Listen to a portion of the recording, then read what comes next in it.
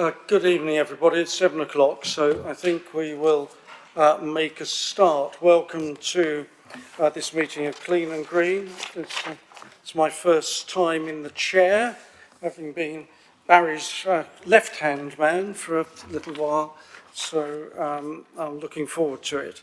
Can I ask everyone to note the fire safety instruction that on hearing the alarm, you should leave the chamber via the double doors at the back, exit the building through the main entrance and congregate in the car park.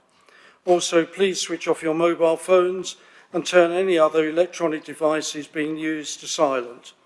I would like to remind everyone present that this meeting is subject to an internet webcast recording where the proceedings are capable of repeated viewing. If you are seated in the public area of the council chamber, it is likely that your image will be captured by the recording cameras and result in your image becoming part of the broadcast. This may infringe your human rights, and if you wish to avoid this, you should leave the public seating area of the council chamber and move to the upper public gallery. If members are for any reason not present for the whole debate on an item, you should consider and seek advice as necessary on whether it would be appropriate for you to vote on that item. And may I remind members to declare any interests when the relevant item is raised on the agenda. Before we start the formal proceedings meeting, can I just add that this is the first meeting of any council committee since the tragic passing of Councillor Mark Reed. With agreement of all the parties, we've decided that minute silence and formal condolences will be reserved for the full council meeting later on in the month. But I just thought it would be remiss and inappropriate if we didn't mention and remember Mark at this time. But as I said, the formal condolences are for the full council. I hope that's all right with everybody. Right, in that case, cracking on. Mr. Folkes, have we received any apologies for absence? Thank you, Chair. Apologies have been received from Councillor Gibson with Councillor Chinnery substituting. Apologies from Councillor Patel with Councillor Pound substituting. Apologies from Councillor Barber with Councillor Slade substituting. And apologies from Councillor Aspinall with Councillor Gorton substituting. Thank you very much. Next item is declarations of interest. Are there any declarations of interest from committee members at this stage? No? So the next item, item 3, is minutes of the previous Clean and Green Committee held on the 17th of February. Are there any comments, questions or observations on the minutes? Yes, Councillor Gore.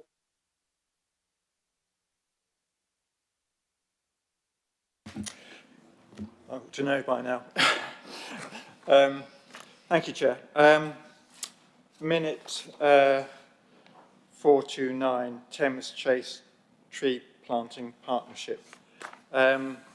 It's minuted that I did ask for estimates of carbon capture that this is likely to provide, this scheme is likely to provide. Mr. Must would provide an update offline. I don't believe we've had that update so far, so could I ask via Marcus Say to chase up Henry on that, please?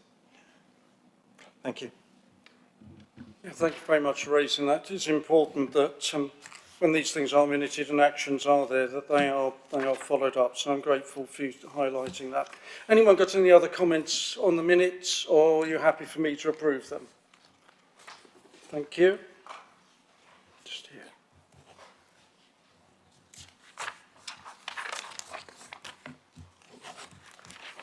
Right, cracking on.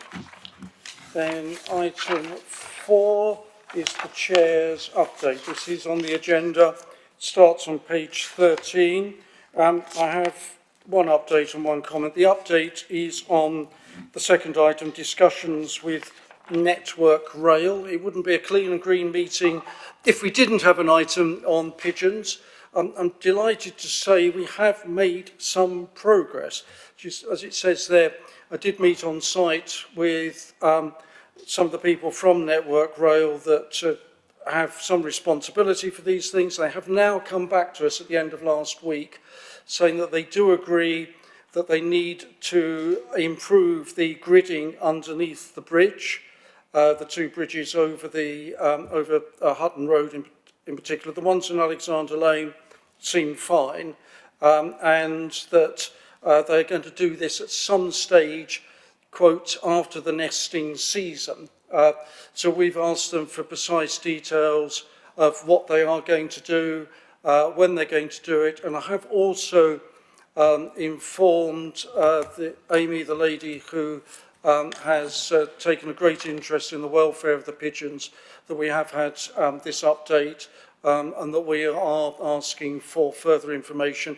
And she's given us one or two helpful questions to pass on to Network Rail, which we will be doing. So that's an update on that. On the fly tipping thing, the one thing I wanted to draw attention to in the fly tipping thing is that as we have agreed at a recent meeting, we did reduce the target time from 5 working days to 3 working days. And as you will see, we've had quite a considerable success in hitting that target, despite the best attempts of the criminals and irresponsible people who do the fly tipping to make a lot of work for us and for our staff. So I think setting the target tighter was absolutely the right thing, and many, many thanks to the depot team who have responded to that and achieved such a good clear-up rate. One day we'll get on top of it, but I think we'll have to lock an awful lot of people up before we do that. That's my comments on the Chair's update. Has anyone else got any questions? Or yeah, Councillor McShane. Just on the sustainable planting project, King George's playing fields, you're going to plant bulbs there, no problem with that, but are you going to plant them in the grass? Because the trouble with that, weeds just take over. How are you going to stop the weeds taking over? Mr. Halton. I don't have the planting details to hand. I believe it's actually going to be planting of the beds, but I can circulate the planting details around to members after this committee. So actually have grass, then put the bulbs in there, because the bulbs will grow faster than the grass, but otherwise it's weeds will just take over.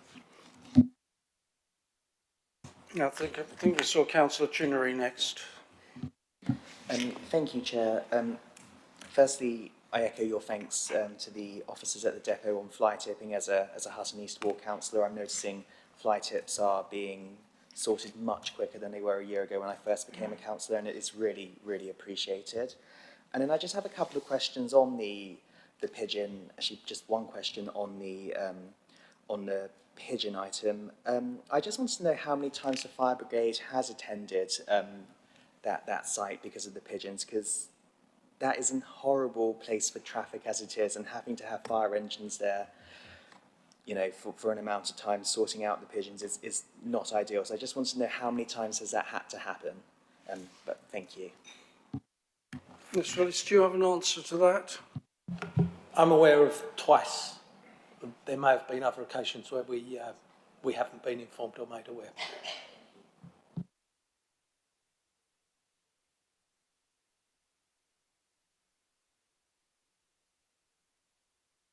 Yeah, great, thank you. I just wanted to comment not only on the King George's ornamental garden, but also the one in Carriage's playing field during May.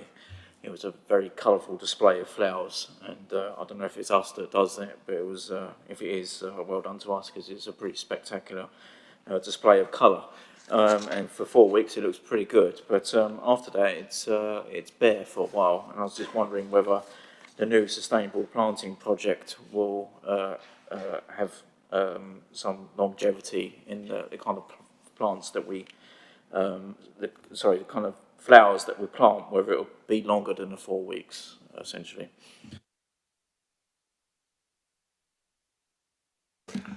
I believe that would be the aim to do so, yes. I mean, I think it's, whether the plants can achieve that is something else, but certainly that would be the aspiration. I think the next person we saw was Councillor Slade. Thank you, Chair. If I may, there's four topics I'd like to bring up, please. The first one regarding the garden waste bin stickers. It states in the report the estimated full-year cost of providing the sticker permits is estimated to be in the region of £12,000. However, looking at the agenda item back on the 20th of February 2024, on point 2.9, it states that the ongoing annual cost of around 9,600. So can I ask why the increase from February 24 from 9,600 to obviously the reported £12,000 there? Do you want me to go through each point individually, or do you want me to? Probably easiest to get one answer at a time if it's a different issue.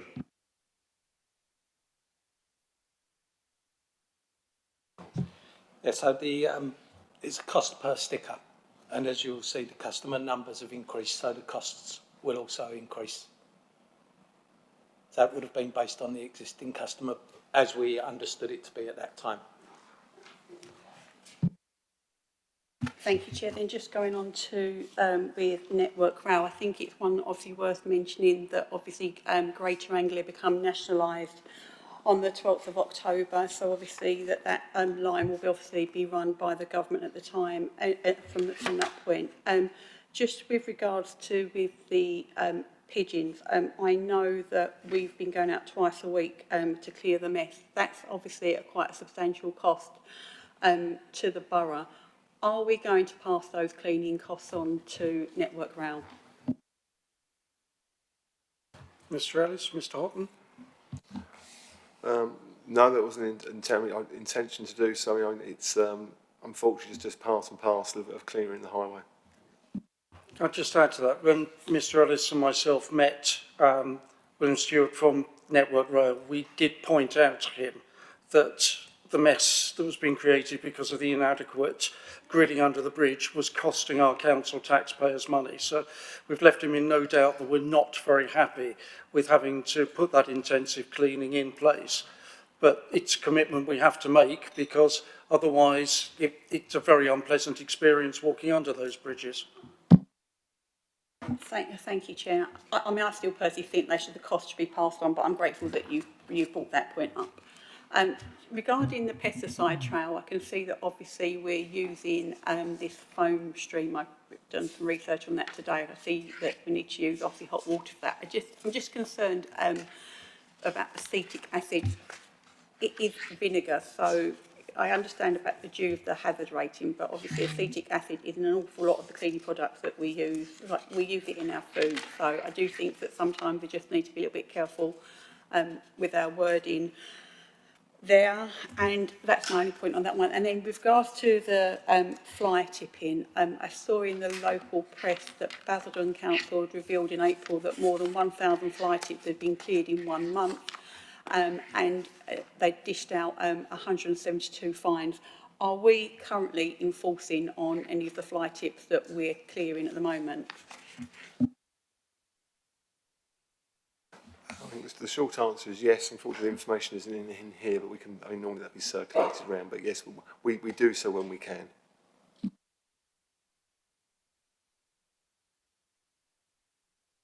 Councillor Pound. Thank you. I just wanted to go back to King George's Park again, because I think that the flower beds there are wonderful, and I'm surprised at Councillor Naylor, because I do drive past there all the time and they always seem to look wonderful.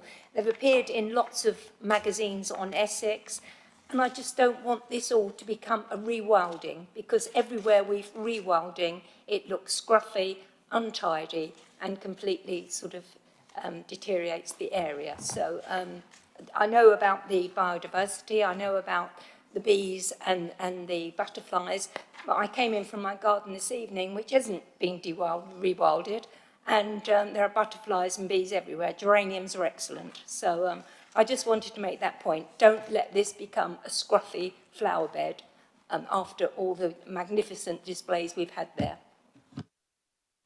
Okay, is this a follow-up or a different question? Just to say, I've got about 8 acres of rewilding. It looks awful. It's just old weeds and so on. There's no flowers there. It is dead. Yeah, I think, I'll bring Mr. Houghton. I think we're well aware of what poor rewilding can look like. If you're going to do it, if you're going to plant wildflowers, you have to do it with a sense of purpose, and you have to do it properly, and you have to know they're going to flower, and you have to know they're going to look colourful. It can be done. There are plenty of examples, but if we're going to rewild areas, it's not so much rewilding, it's about alternative planting, is the way I see it. Would say this is appropriate for planting wildflowers, and it will be done properly. Mr. Houghton. Sorry, you should say that, not rewilding. It isn't rewilding, it's just letting nature take over. That is awful. Yeah, I don't think that's what we're intending, but it's a good point. Language matters. Oh, yeah, sorry, for clarity, yes, it is planting rather than rewilding. I think, yes, yeah, I take your point. And I think what we'll do is for the September committee, we'll, just for information in the Chair's update, actually provide an idea of what the planting scheme is going to be like, because it's not running out to October anyway, so for a bit more comments on that if you wish to do so. Thank you. There's no more comments on the Chair's report. Thank you very much for those constructive remarks. Very helpful. Item 5 is the committee work programme. This is on page 17 of your agenda, and there also is a recommendation that the committee notes and endorses its work programme for the remainder of the municipal year and considers any further items that need to be added. I'm happy to move that recommendation. Do I have a seconder? I'm happy to second, Chair. Very much. Does anyone want to make any comments on the work programme? Councillor Slade. Thank you, Chair. I can see the woodland management plan reviews on this item. I am concerned that this item was originally due to be part of the scrutiny work plan and was agreed by officers as per the minutes, scrutiny minutes of January 23rd this year. But with no debate or no communication, this item's been removed from scrutiny, which I don't believe to be democratic. So I just would like to, obviously, and I'm chasing that point with officers currently. But do we know, is it possible to both have the woodland management plan on both, a working group for both clean and green and for scrutiny? Because from my perspective, having obviously been involved with the woodland management plan now for over a year, there are items there that I do feel need to be scrutinised that are not necessarily environmental items for clean and green. So obviously, Chair, I'm letting you know obviously that I'm following this point through with officers, but two, do we actually know, can the woodland management plan have two working groups at two different committees? Right. Did I see any other hands? Yeah, I saw Councillor Kendall, who's not a member of the committee, but you're welcome to speak. Thank you, Chair. Thanks for allowing me to speak, not a member of your committee. It's only a quick question. It was just regarding the tree audit. I know work has been going on that, and I just wondered when feedback or report was going to come back to members of your committee on where things are at with the tree audit, how it's gone, the update, etc. I don't know if there's any news on that. Thank you. Yes, there is.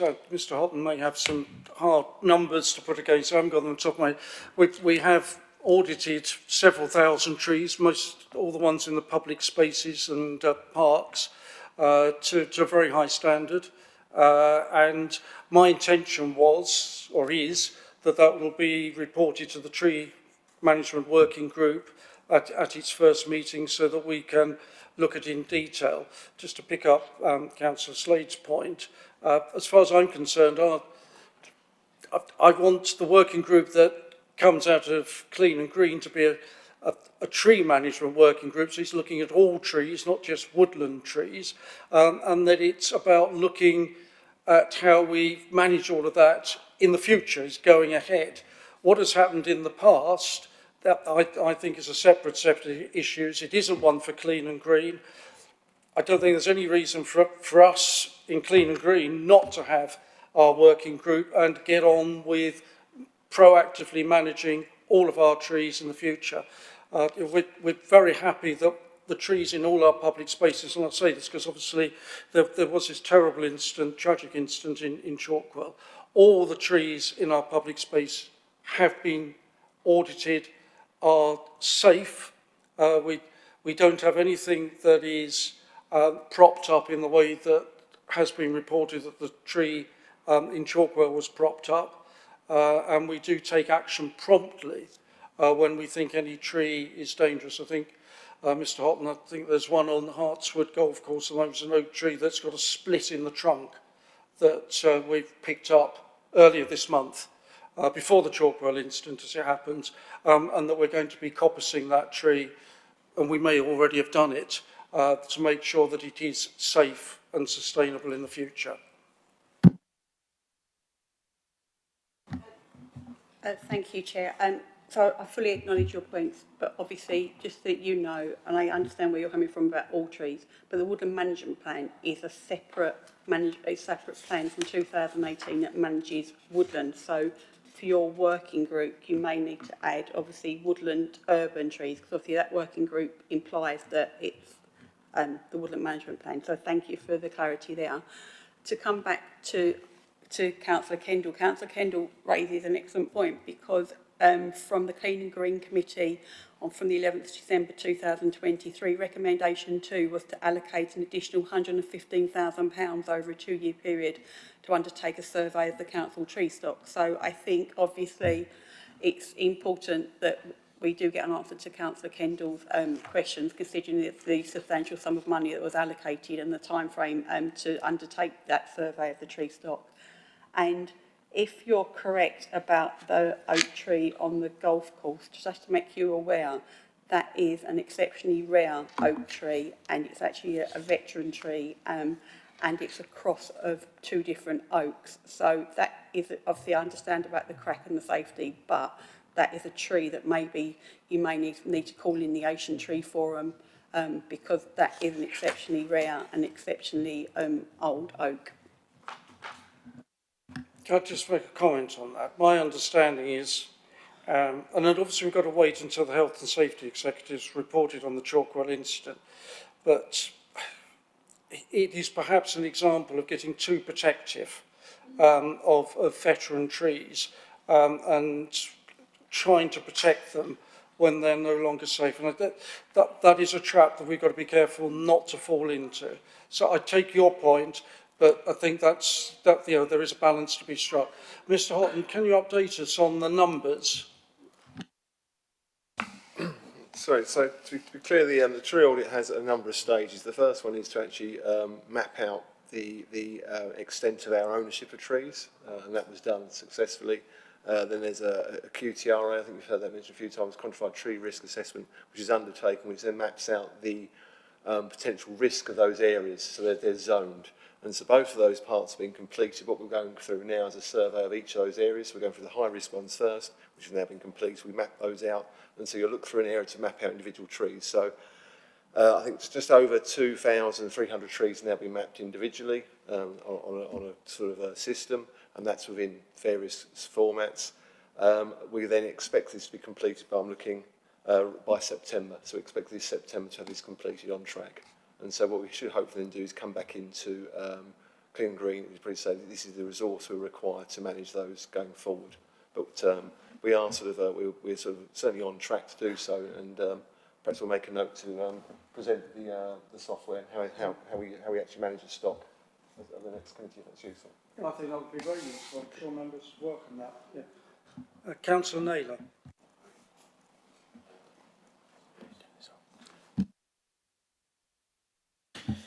Thanks, Chair. It's good to see that there's a play replacement programme that's been scheduled in. I was just wondering if you could give me some more information about when we'll see that come to this committee at some point for our input, because there's a park between Cromwell Road and Crescent Road and Brentwood West that hasn't been touched for probably 30 years, so it's in desperate need of modernisation, that's for sure. And personally, I'd like to see, when we're looking at upgrading our play parks, some more child and adult exercise equipment in our play park. It's in Worley, for example, the exercise equipment there is not just popular with the adults, it's also popular with the kids. So if we can put that into consideration, that'd be fantastic. Thank you. Mr. Houghton. So the plan is to bring that in September committee, and so the idea is it would be like a rolling programme, 5 years programme, so we're going to look ahead a little bit into what's required replacing in terms of replacements in our existing sort of play equipment capital. Any more comments? No? In that case, the recommendation has been moved and seconded. Can I put it to the vote? Those in favour? Thank you. That's unanimous, Chair. Thank you very much. Moving on to item 6, the proposed pilot waste collection scheme. The report for this begins on page 23 of your agenda. I'm going to move the recommendations first of all before I bring in any of the officers. So the recommendation 1 says that the committee agrees to introduce a pilot waste collection service for an initial 4-month period, which could be extended to 6 months to just over 500 households in the Ingatestone area as set out in Appendix A.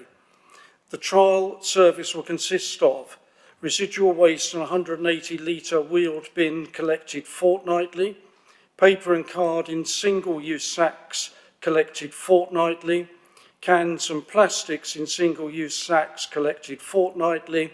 There will be no change to the storage or collection frequencies of any other waste streams or to collections from flats. Recommendation 2, that resident engagement is undertaken within the trial area, throughout the trial and at completion of the pilot scheme as detailed in this report. That the results of the pilot scheme and resident engagement are brought back to a future Clean and Green Committee meeting to extend or terminate the trial. So I'd move those recommendations, which are on page 24. Do I have a seconder? Yes, Chair, I'm happy to second that. So I'd just like to add a few remarks before throwing it open to debate. This is about recycling. This is not about how frequently we collect any particular type of waste. The first consideration is to look at our very poor recycling rates. 37%. We are in the relegation zone when it comes to recycling. We're in the bottom quartile for the whole country, slipping towards the bottom decile, which really is the relegation zone. We know that there is public support for action on recycling. Opinion polls consistently tell us that. In Braintree, where they are now looking at moving to 3 weekly collection of residual waste, they have carried out a very large-scale consultation exercise, which has had 8,000 responses. Of those 8,000 responses, 83% of people supported action to improve recycling rates, 83%. And that's in line with all the public opinion surveys. There was one, a major one published over the weekend. 89% of the population want action on climate change and improving the environment and protecting nature, 89%. So we know there's widespread public support for tackling the problem we're faced with in this borough. What it is not is a cost-cutting measure. We're collecting the same amount of waste over a fortnightly cycle as we do at the moment. We're collecting the same amount of waste. There's no cost-cutting involved in this. But this is a trial.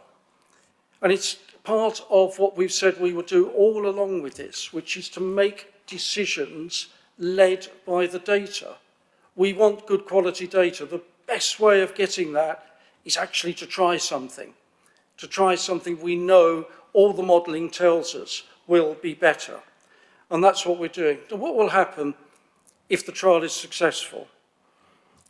We will bring it back to the committee. You will see the results. We will have a discussion and we will think about what the implications are for how we collect waste across the whole borough. But we won't do anything following that without proper full borough-wide consultation. Because we want to take people with us. We want people to understand that this is about improving the environment. This is about tackling pollution. This is about making the world better for us, for our children and our grandchildren.